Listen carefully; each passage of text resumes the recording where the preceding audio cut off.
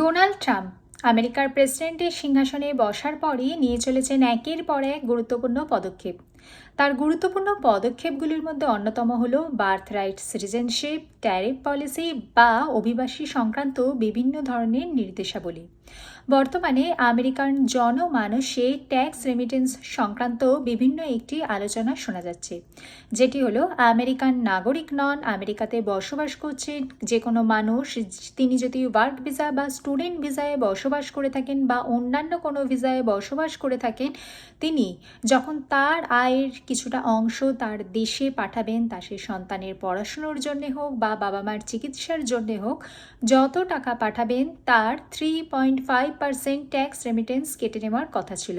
কিন্তু বর্তমানে one big beautiful bill act অনুযায়ী অনলি 1% ট্যাক্স রেমিটেন্স কাটা হবে যারা নিজ দেশে টাকা পাঠাবেন, আমেরিকান নাগরিক নন, আমেরিকার ব্যাংক অ্যাকাউন্ট বা আমেরিকান কোনো ডেবিট কার্ড বা ক্রেডিট কার্ডের মাধ্যমে, যেটি এফেক্টেড হবে 31 ডিসেম্বর 2025-এর পর থেকে।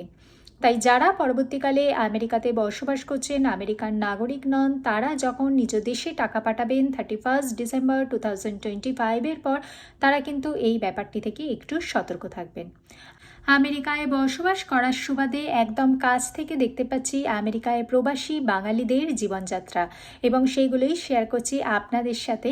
তাই ভিডিওটি ভালো লাগলে লাইক করবেন, চ্যানেলটিকে সাবস্ক্রাইব করবেন। দেখা হচ্ছে পরবর্তী ভিডিওতে। ভালো থাকবেন, সুস্থ থাকবেন। Bye bye.